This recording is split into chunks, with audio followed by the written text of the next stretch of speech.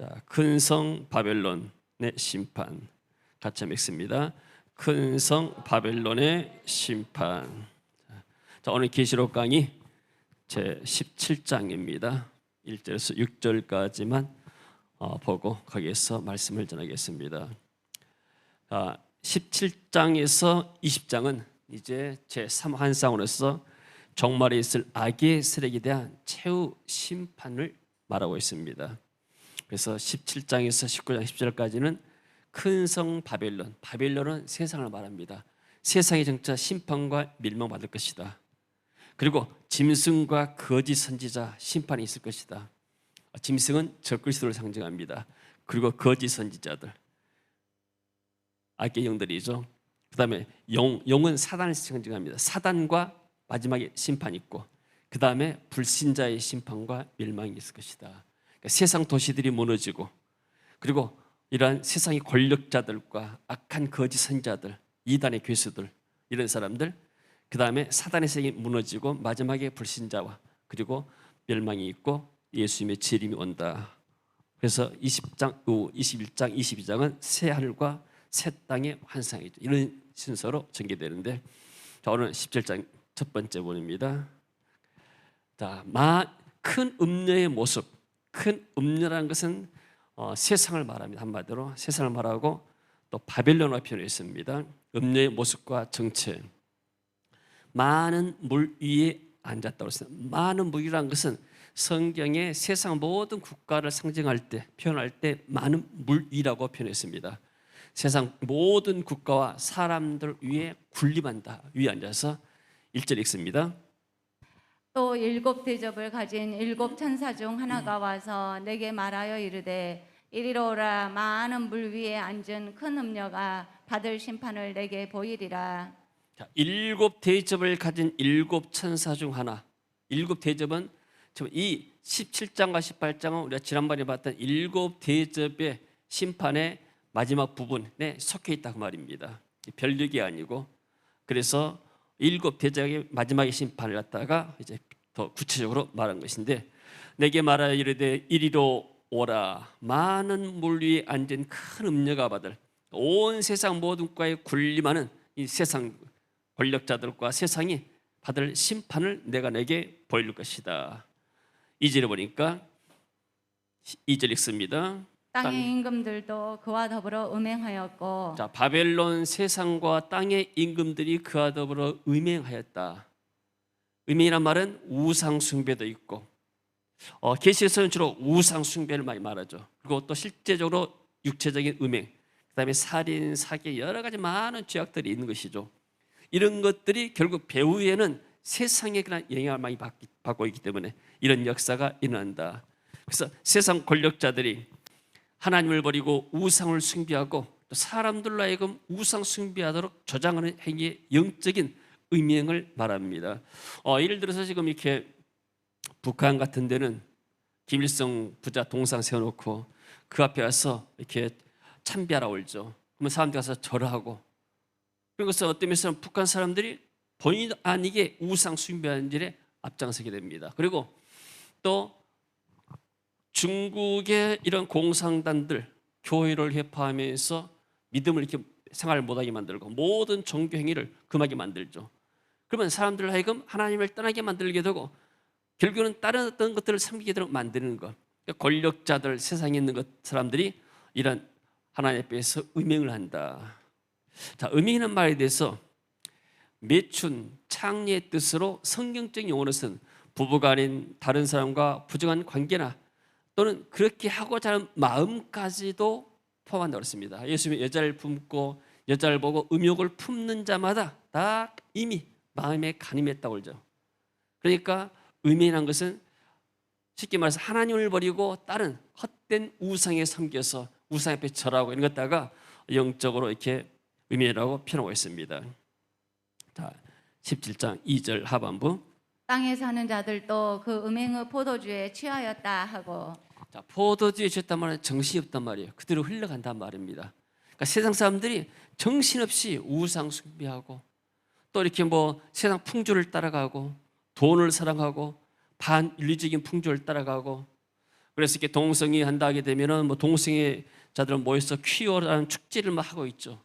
그러면 사람들이 이것이 현대적이고 이게 나중에 갈수록 발전되면 다 이렇게 된 모양이나 기준이 없으니까 사람들이 따라가죠. 반윤리적이고 하나님의 창조 질서를 다 벗어난 것이죠. 그리고 붉은 빛 짐승을 타고 있다. 적그리스도의 비호 속에서 권세를 행하는데 3절 봅니다. 곧 성령으로 나를 데리고 광야로 가니라. 내가 보니 여자가 붉은 빛 짐승을 탔는데 그 짐승의 몸에 하나님을 모독하는 이름들이 가득하고 7머리와 10뿔이 있으며. 자, 성령으로 나를 광야라는 것은 세상을 말하죠. 내가 보니 여자가 붉은 빛 짐승, 이건 13장 1절에서 이미 나왔습니다. 적그리스도를 말했죠. 탔는데 세상의 지배세력, 짐승이라는 것은 세상의 지배세력과 적그리스도와 연합했다 그 말입니다. 이 여자가 세상의 지배세력이고 13장 1절에 적그리스도와 연합해서 그 짐승의 몸에 하나님을 모독한 이름들이 가득하고 7머리와 10뿔이 있다. 7이란 것은 완전수, 그 다음에 10뿔이란 것은 많다는 많이 수죠.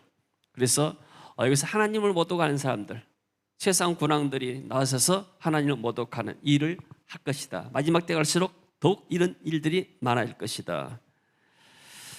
그리고 시편에 보니까 읽습니다.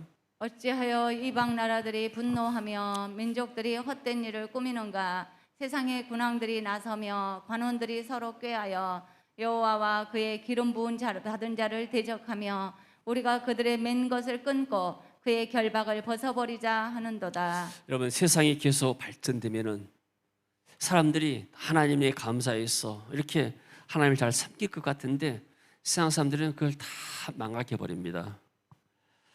우리나라가 지금 여러 분야에서 굉장히 지금 탑을 달린 것들이 많습니다.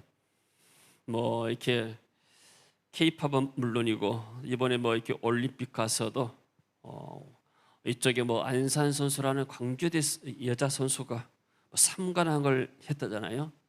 이런 것도 굉장히 망한 것이고 또 이렇게 여자들 이 골프 선수들 또 세계 선수들이 많고 그리고 여러 가지 모든 의학도 그러고 또 식품도 우리나라 이렇게 모든 이렇게 음식 문화도 굉장히 지금 발전되어 있습니다. IT도 그러고 삼성의 뭐 이렇게 스마트폰도 마찬가지고 여러 많은 분야들이 발전되는데 근데 우리는 불과 50년 전에 굉장히 가난한 나라였습니다. 6.25를 50년, 70년 전에는 전쟁의 표 가운데 있는 나라였습니다. 그러니까 전쟁의 표라는 것은 다 모두 다 깡그리 다 이렇게 상실돼 버리는 그러한 나라였죠. 최빈국의 나라였는데 근데 이 70년 만에 하나님이 이 나라를 세계 200여 거의 한 300개 나라 가운데서 10등으로 지금 10등 안에 들게끔 만들었습니다. 이게 얼마나 큰 은혜가 되겠습니까? 근데 세상 사람들은 그것을 알지 못해요. 왜 우리나라가 이렇게 발전됐는가? 더구나 지금 자라나는 세대들, 지금 청소년 세대들은 우리나라가 자기들이 태어날 때부터 잘 살아난 나라이기 때문에 당연한 줄로 생각합니다. 우리에게 찬양 마침 했잖아요. 이 모든 것이 다 하나님의 은혜다. 내가 태어나서 지금까지 살아온 것이 하나님의 은혜고 하나님을 믿고 하나님의 자녀가 되어서 전도하고 말씀하는 것이 하나님의 은혜다.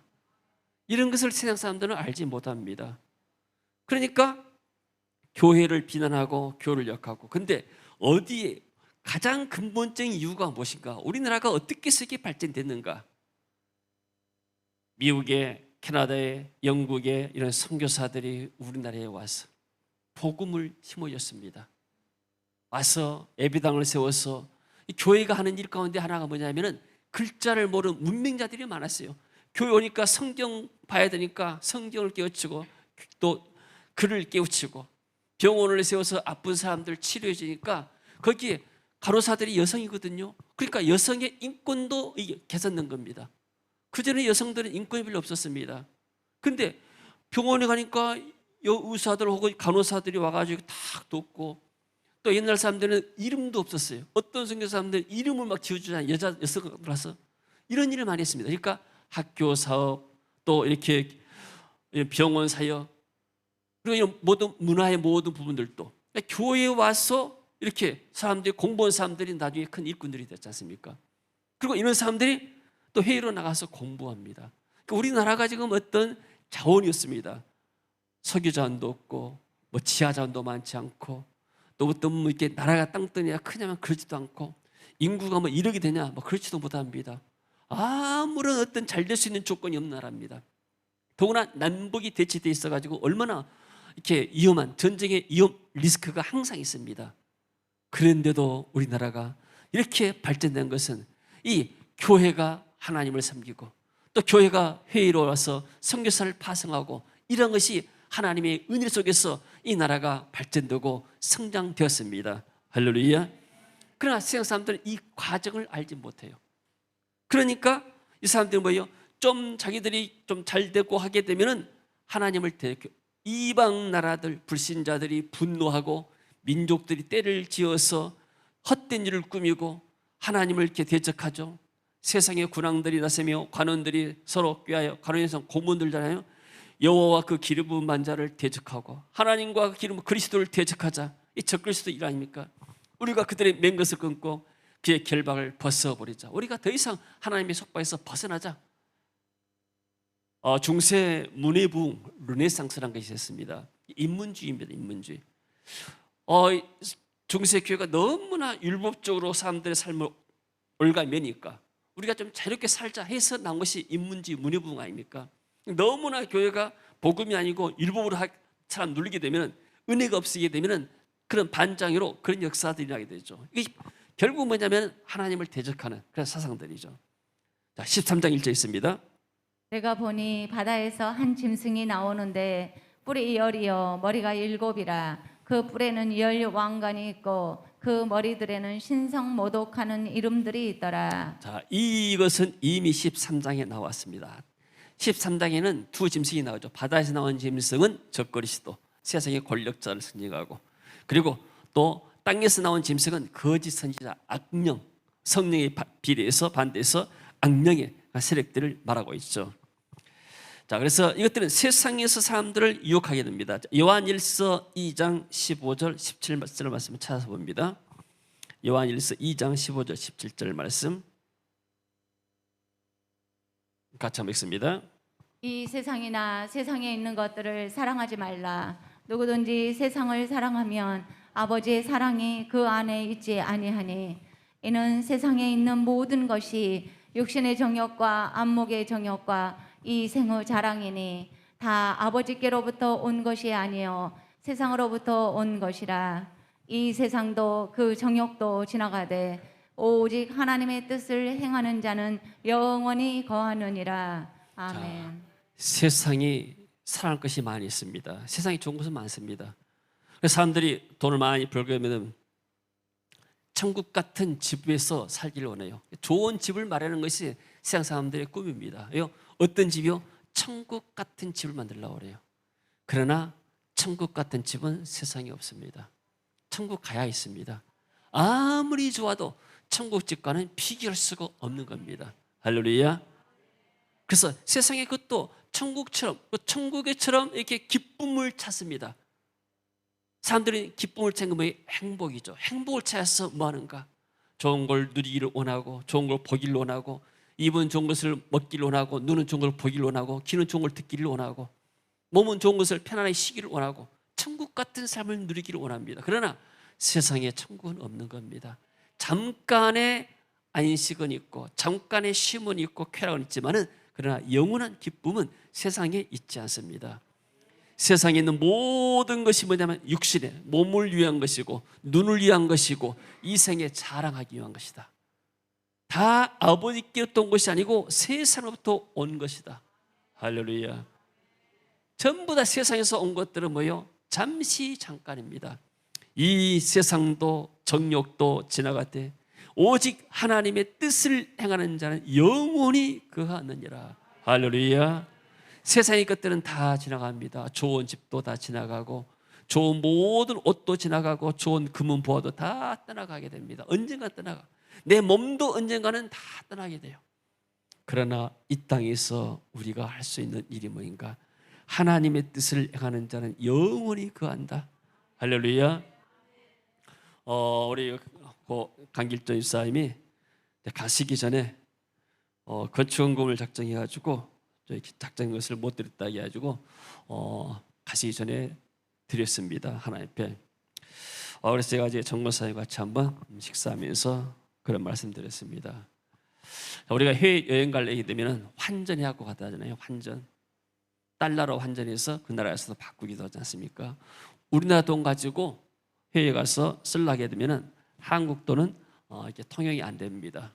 우리나라도 마찬가지로 우리나라 와서 뭐 보통 이게 달러 내면은 가게에서 안 받잖아요. 이런 것처럼 반드시 그 나라 환전해야 하는 것처럼 우리가 이 땅에 있어서 천국으로 우리 죽을 때 가지고 갈 수 있는 것이 아무것도 없습니다. 그러나 환전하는 것이 뭔가 내가 믿음으로 하나님을 섬겼던 것들, 하나님께 드렸던 것들, 이것들은 영원한 겁니다. 그래서 주님께서 말씀하시면 너희 보물을 땅에다 쌓아두지 말아라. 땅에는 좀이나 동록이나 도둑이 구멍을 뚫고 다 훔쳐가지만은 그러나 너희 보물을 하늘에 쌓아두라. 여기는 도둑도 없고 좀도 없고 동록도 없다. 영원히 남는 것이다. 할렐루야. 그래서 우리가 이렇게 하나님 앞에 예배 드리는 것, 기도하는 것, 봉사하고 헌신하는 것 다 하나님 나라에 쉽게 말해서 우리의 보상이 되고 상급이 되고 우리의 축복이 될 줄로 믿습니다. 세상 사람들은 그 모두니까 땅에다 투자합니다.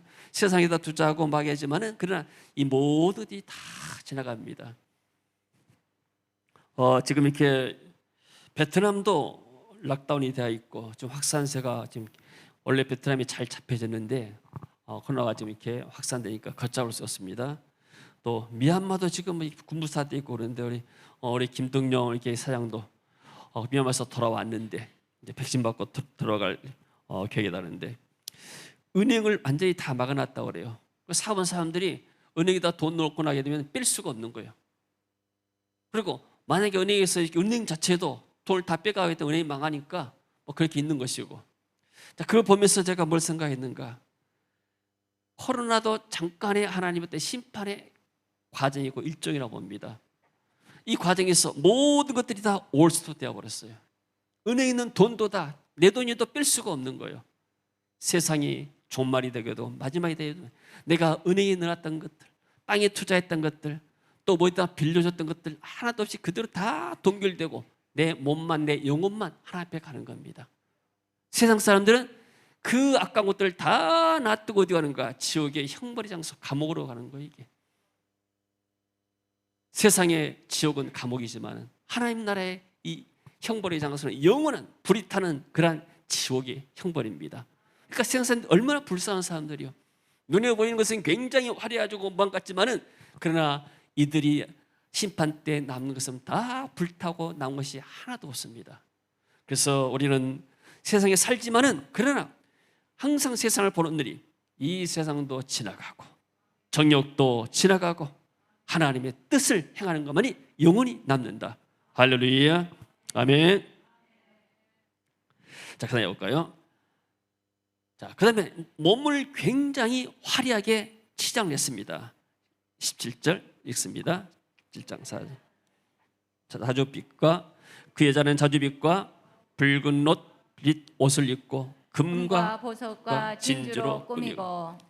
자, 세상은 굉장하게 화려합니다. 불신자들도 그렇죠. 불신자들 보게 되면은 굉장히 이렇게 잘 쌓은 것 같이 보이고 화려하게 보이고 뭐 하는데요. 그 여자는 자주빛과 붉은색이라는 것은 옛날 왕이나 귀족들이 이런 색깔의 옷을 입었습니다. 붉은 염료가 비쌌던 모양이에요. 그래서 이렇게 왕이나 귀족들이 또는 돈 있는 사람들이 이런 것을 입고 금과 보석과 진주로 꾸미고 있는 모든 보석으로 다 꾸몄습니다. 세상이 이렇게 화려합니다. 화려한 것이 많습니다. 그런데 뭐라고 그랬습니까?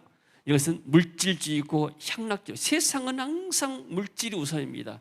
인간의 생명보다도 물질이 우선입니다. 그리고 정치 권력자들이 정말로 국민들을 위한다고 북한도 얼마나 인민들을 위해서 인민민주주의라고 하지 않습니까? 그렇지만은 그 권력자들 몇 사람 위해서 지금 사람들이 권력을 유지하고 있지 않습니까? 겉은 화려하지만은 그러나 속은 이렇게 물질과 향락으로 이렇게 빠져 있습니다. 그다음에요. 그러나 손에 더러운 것이 가득한 금잔을 들고 있다. 17장 4절 하반부. 손에 금잔을 가졌는데 가증한 물건과 그의 음행의 더러운 것들이 가득하더라. 자, 손에는 금잔 아름다운 것이 들었지만은 그러나 그 마음속에 그 안에 있는 것이 가증한 물건, 하나님이 가장 싫어하는 것들, 그 음행에 더러운 것들, 우상을 숭배하며 뭐한 것들. 여러분들이 이렇게 후진국과 선진국에 가서 이렇게 여러 가지 차이가 있겠지만은 그 가운데 하나가 뭐냐면은 환경과 쓰레기입니다. 선진국 가게 되면 거리가 깨끗해요. 우리나라도 지금 거리가 얼마나 깨끗한지 모릅니다. 후진국 가면은 쓰레기를 치울 수 있는 능력이 없어, 돈이 없습니다. 환경도 안 좋고 거리도 안 좋고 도로도 안 좋고. 그러니까 겉은 화려한데 그들의 속은 전부 다 뭔가 더러운 탐심과 더러운 것들로 가득 차 있다, 이런 말이죠. 세상이 이렇습니다. 그리고요, 이마에는 바빌론이라는 이름. 바빌론은 원래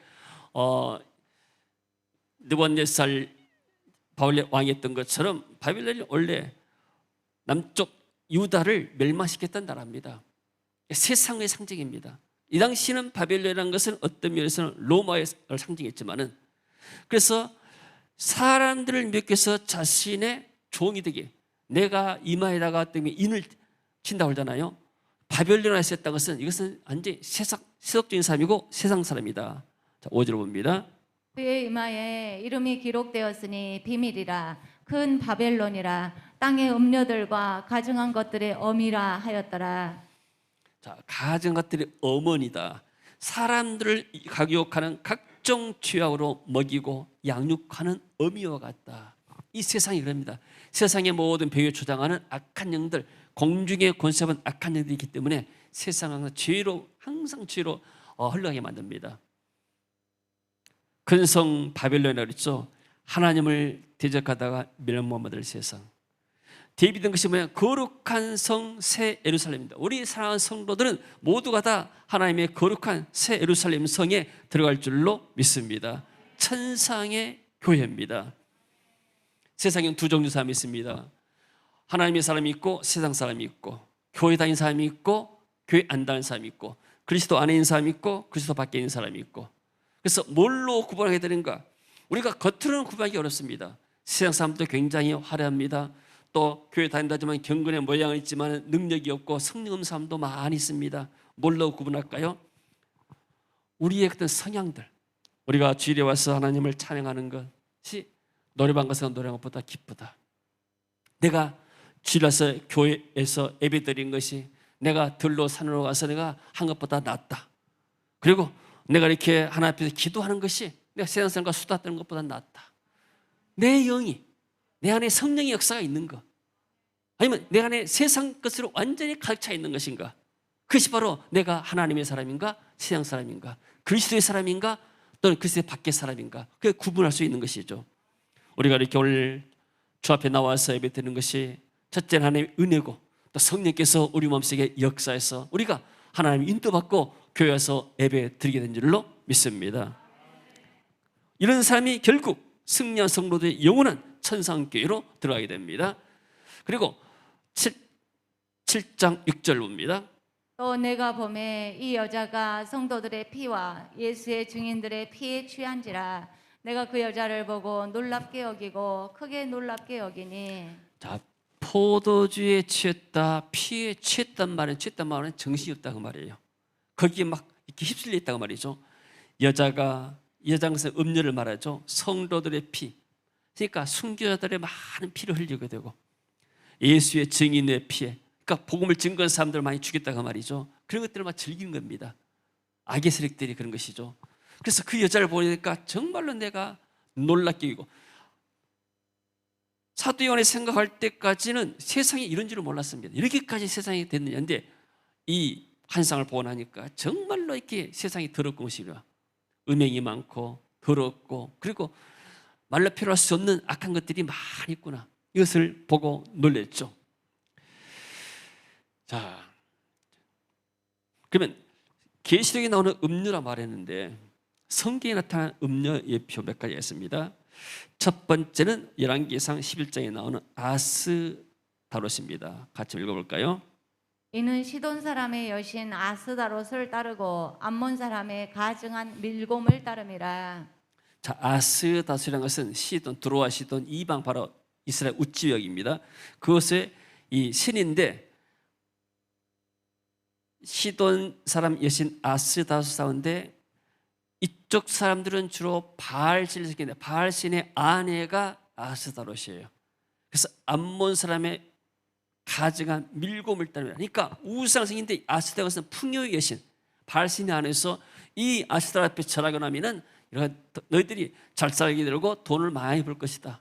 이 사람들이 그것을 미혹한 겁니다. 사람들이 점치러 많이 가잖아요.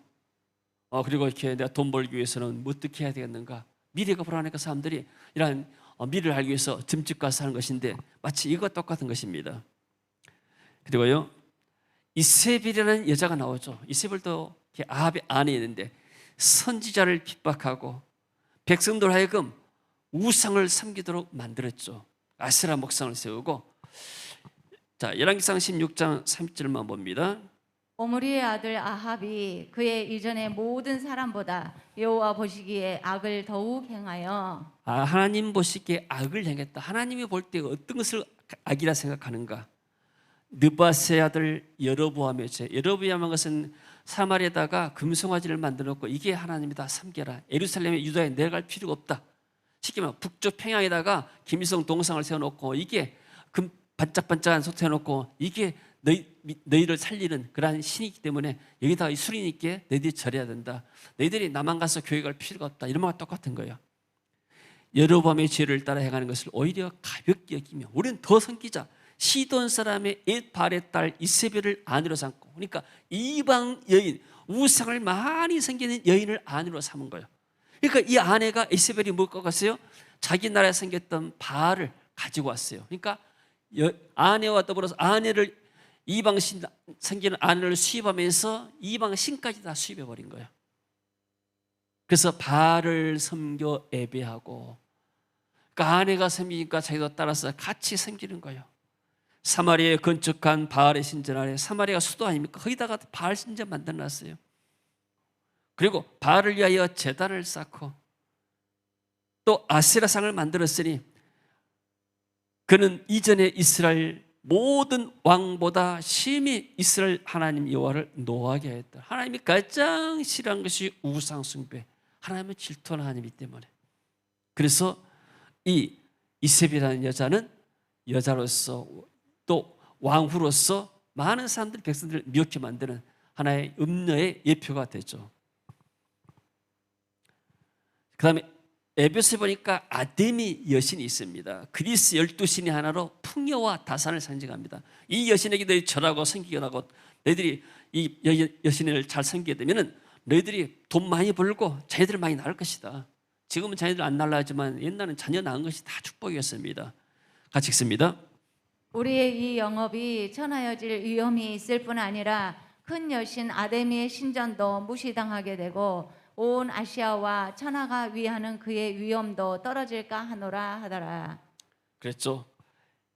아데미, 큰 여신 아데미를 지금 이렇게 에베소 사람들이 섬겼습니다.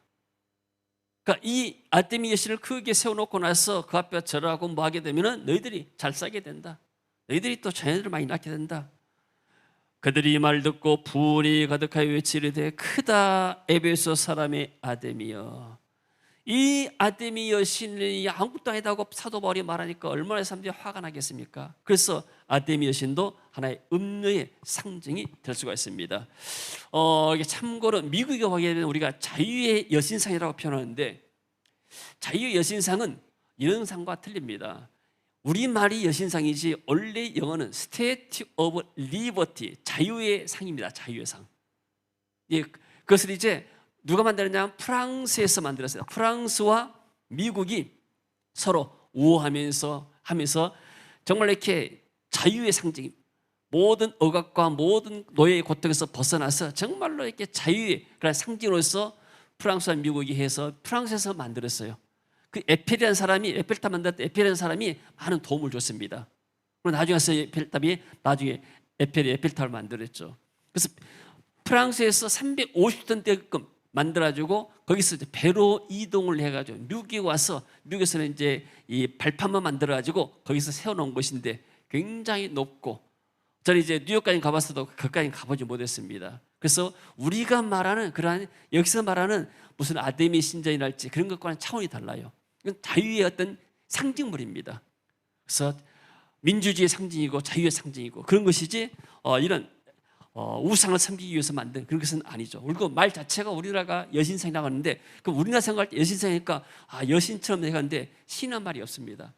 Statue of Liberty, 자유의 상 그렇게 표현합니다. 그래서 그것은 혼란이 없기를 바랍니다. 자, 그다음에 우상 숭배 후에는 하나님의 심판이 반드시 따릅니다. 읽습니다. 너를 위하여 새긴 우상을 만들지 말고 또 위로 하늘에 있는 것이나 아래로 땅에 있는 것이나 땅 아래 물속에 있는 것에 어떤 형상도 만들지 말며. 그러죠. 하나님이 우상을 섬기지 말아라. 천주교는 우상을 섬기죠. 상을 만들어 놓고 또 위로 하늘에 있는 것들, 뭐 태양이나 달이나 별의 모양을 만들지 말고 땅에 있는 것들의 어떤 모양들, 짐승의 모양이나 또 어떤 모양을 만들지 말고 땅 아래 물 속에 있는 것들, 어떤 물고기 형상도 만들지 말아라. 그것들에게 절하지 말아라. 그것들을 섬기지 말아라. 내 하나님이 원하는 어떤 하나님? 질투하는 하나님인지 나를 미워하는 자의 죄를 갚되 아버지로부터 아들에게로 3, 4대까지 이르게 하거니와. 우상을 숭배한 자는 3, 4대까지 가면 완전히 망한다 그 말이에요. 더 이상 5대, 6대까지 갈 것이 없다. 그래서 우리도 시골에 보게 되면 제사를 많이 지낸 종갓집의 자녀들이 다 문제가 옵니다. 그리고 우상을 많이 섬기고 귀신을 많이 섬겼던 그런 이렇게 무속인의 가정들, 자녀들이 다 어려움 당합니다. 왜요? 하나님의 이 말씀에 보이기 때문이죠. 그 다음에 봅니다.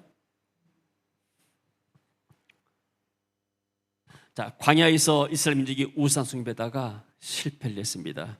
한번 볼까요? 출애굽기 32장에 말씀 한번 봅시다. 자, 모세가 40일 동안 시내산에 올라가서 하나님 말씀을 받았습니다. 백성이 모세가 산에서 더디 내려옴을 보고 모여 백성이 아론에게 이르러 말하되 일어나라 우리를 위하여 우리를 인도할 신을 만들라. 이 모세 곧 우리를 애굽 땅에서 인도해낸 사람은 어찌된지 알지 못함이라.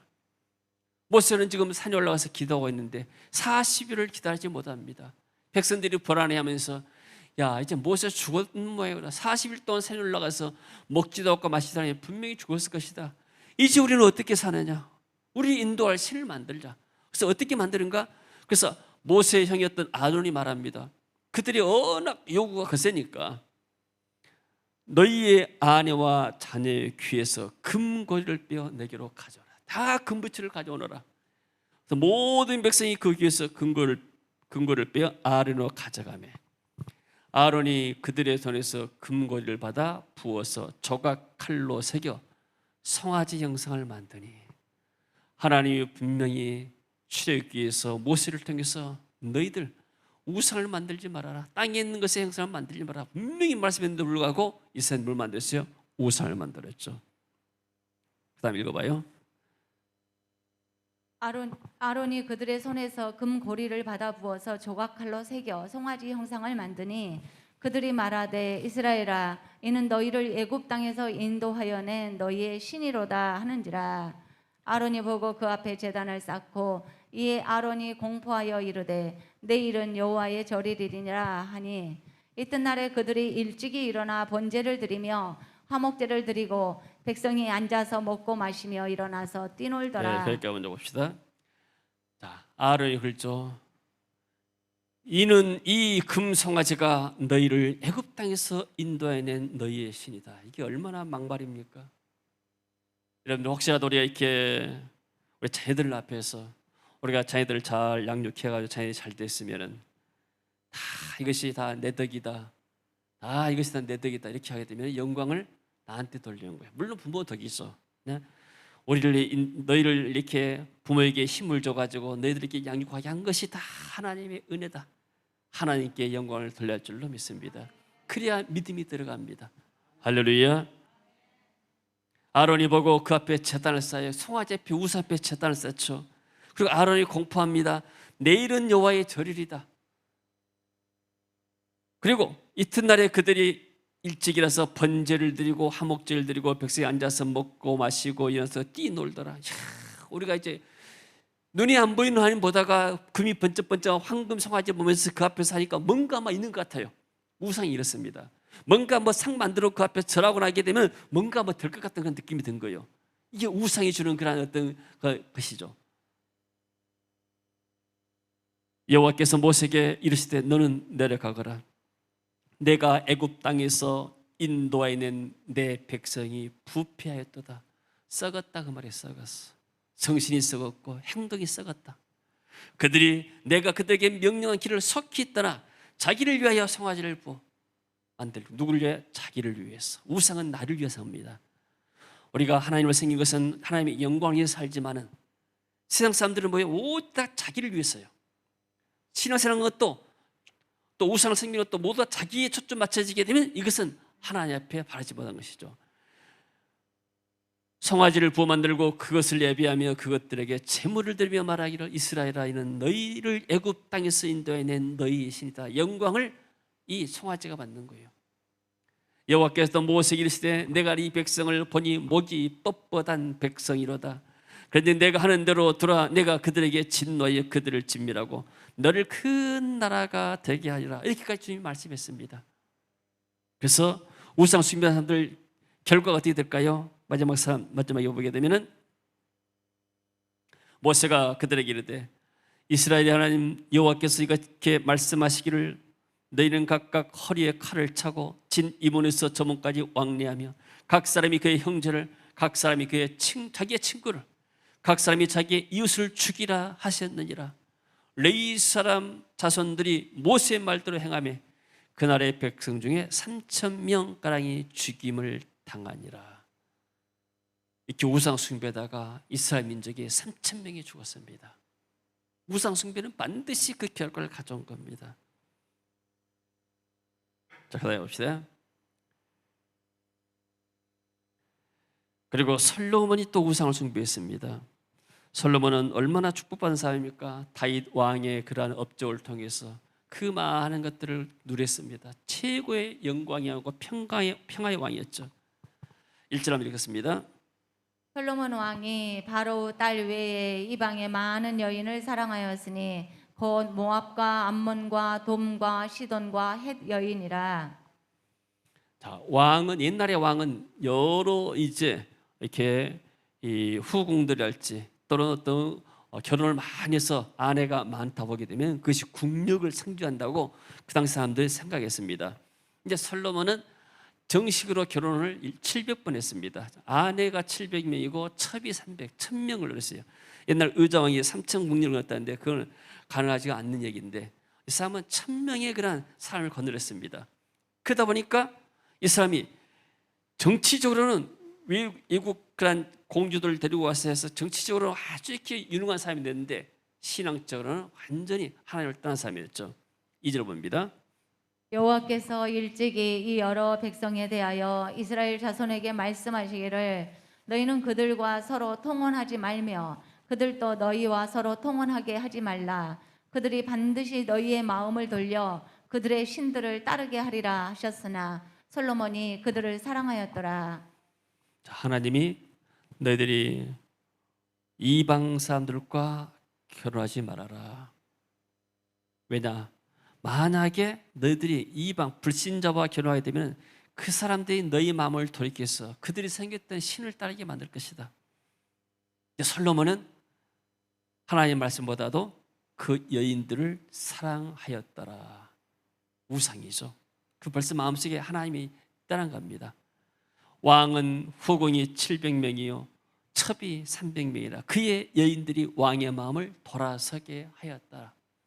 솔로몬이 나이 많을 때 그의 여인들이 그의 마음을 돌려 다른 신들을 따르게 했으므로 왕의 마음이 그의 아버지 다윗의 마음과 같지 아니하여 그의 하나님 이 앞에 온전하지 못하였으니 하나님의 성인 일에 다하지 못했죠. 이는 시돈 사람 여신 아스다롯을 싸우고 암몬 사람의 가증한 밀골 따르더라. 그러니까 시돈의 우상도 섬기고 암몬 사람의 우상도 섬기고. 말이 됩니까 이게? 도저히 솔로몬이 그렇게 영민하고 지혜로운 사람이 어떻게 해서 이런 일을 했겠는가? 솔로몬이 여호와의 눈앞에 악을 행하여 그의 아버지 다윗이 여호와를 온전히 따름 같지 아니하였으니 모압에 가증한 금옷을 위하여 모압 공주를 위해서도 또 이렇게 금옷의 실을 만들었죠. 예루살렘 앞 산에 산당을 지었고 또 암몬 자손의 가증한 몰록을 위하여 그와 같이 하였고 그가 또 이방 여인들을 위하여 다 그와 같이 한지라 그들이 자기의 신들에게 분향하며 제사하였더라. 9절 읽습니다. 솔로몬이 마음을 돌려 이스라엘의 하나님 여호와를 떠남으로 여호와께서 그에게 진노하시니라. 여호와께서 일찍이 2번이나 그에게 나타나시고 이 일에 대하여 명령하사 다른 신을 따르지 말라 하셨으나 그가 여호와의 명령을 지키지 않았으므로 여호와께서 솔로몬에게 말씀하시되 내게 이러한 일이 있었고 또 내가 내 언약과 내가 내게 명령한 법도를 지키지 아니하였으니 내가 반드시 이 나라를 내게서 빼앗아 내 신하에게 주리라. 하나님이 이스라엘 민족을 솔로몬의 우상 숭배 때문에 남북으로 갈랐습니다.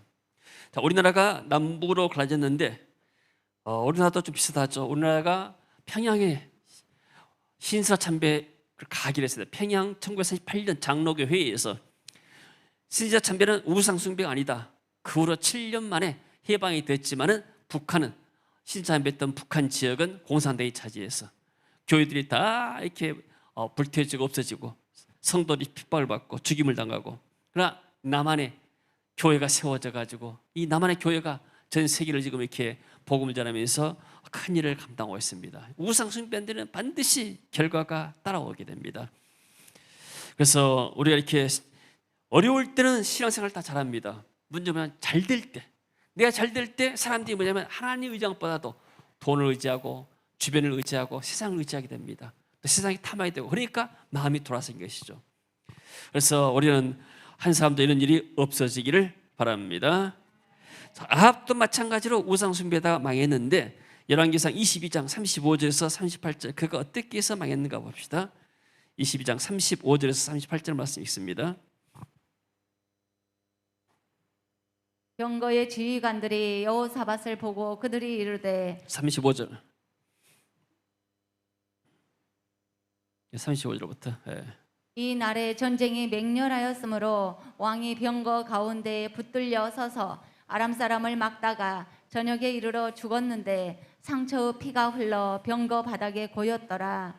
해가 진녘에 진중에서 외치는 소리가 있어 이르되 각기 성읍으로 또는 각기 본향으로 가라 하더라. 왕이 이미 죽음에 그의 시체를 메어 사마리아에 이르러 왕을 사마리아에 장사하니라. 그 병거를 사마리아 못에서 씻음에 개들이 그의 피를 핥았으니 여호와께서 하신 말씀과 같이 되었더라. 거기는 창기들이 목욕하는 곳이었더라. 그가 북쪽 이스라엘에 많은 산당을 세우고 이세벨을 안위로 삼아서 백성들과 우상 숭배 만들고, 그래서 나중에 엘리야가 나와가지고 갈멜사의 전투에서 바알 선지자 450명을 죽였지 않습니까? 이런 인물들, 결국 이들의 말로가 죽음이 비참한 겁니다. 그래서 우리가 하나님 은혜로 이렇게 신앙생활을 해야 하는데 우리가 끝까지 하나님을 잘 섬기고 세상에 눈을 팔지 않고, 세상에서 우리가 축복받아야 살지만 그러나 이 모든 축복들이 다 더 하나님을 섬기고 나누기 위해서 하나님 우리에게 축복하신 줄로 믿습니다. 우리에게 이런 하나님 주신 비전과 사명이 없다 되면 사람들은 다 타락하게 됐습니다. 그 목표가 하나님이 왜 날 축복하는가? 전도하고 선교하라고. 아멘. 이 목표가 없으면 사람들은 세상에 탐닉합니다. 세상에 빠져 있고 마치 포도에 취해서 정신의처럼 세상에 취해서 정신없이 따라갑니다. 세상 사람들이 나가고 뭐 하게 되니까 거기에 쫓아가게 되고 세상 유행 따라가게 되고 뭐 따라하다 보면 결국 믿음이 상실되어 버리고 하나님을 떠나가 버립니다. 마음에 하나님이 계실 장소가 없어요. 온통 세상 것으로 있기 때문에. 특히 이 젊은이들, 요즘 젊은이들이 이렇게 어떤 하나님 주신 비전과 사명이 없습니다. 그러니까 우리나라의 청소년들이 자살률이 가장 많잖아요. 교육이 뭐냐면은 얘들 급식만 잘하는 것이 교육이 아니에요. 밥은 학교에서 안 주면은 집에서도 먹을 수가 있는 것이고, 더 중요한 뭐냐면 이들에게 어떤 교육을 시켜주냐, 그들의 정신 속에다 뭘 넣어주냐. 왜 살아야 되는가? 뭐 때문에 사는가? 하나님의 말씀이 없이는 인생의 목적을 찾을 수가 없는 거예요. 세상에서 어떻게 해서 너희는 이렇게 살고 이렇게 살아라, 네 인생은 여기서 시작해서 끝나가면 네 영원한 세계가 어디가 있다, 이걸 누가 말해줍니까? 아무도 없습니다. 세상은 나를 위하여, 너를 위하여 우상을 만들라. 네가 잘 살려면은, 네가 천국 같은 집을 살려면은, 네가 돈을 많이 벌어야 되고, 돈을 많이 벌려면 뭐 하게 되고, 모든 것이 다 네가 잘 되기 위해서요. 이게 세상입니다. 그러나 우리는 하나님의 모든 축복들을 누리면서, 그래서 하나님의 영광을 위해서, 주의 나라의 복음을 위해서, 선교를 위해서, 구제를 위해서 하나님이 우리를 축복한 줄로 믿습니다. 주님 은혜를 감사드립니다. 오늘 또 우리가 이 세상에 대해서 우리가 말씀을 들었습니다. 세상에 있는 것들이나 그것들을 사랑하지 말라고 했습니다. 주님, 우리 마음속에 오직 우리가 주 앞에 갈 때까지 주님을 사랑하는 마음을 변치 않도록 늘 성령으로 역사하여 주옵소서. 하나님을 뜨겁게 사랑할 수 있는 복된 마음을 허락하여 주옵소서. 우리가 세상에 탐닉했던 모든 죄물들을 주의 보혈로 덮고 사하여 주옵소서. 우리 세계적인 교회가 하나님 주신 사명 전도와 선교 삶을 감당하도록 주께서 은혜를 베풀어 주시옵소서. 주 예수 그리스도 이름으로 기도하옵나이다. 아멘. 자, 찬송하겠습니다.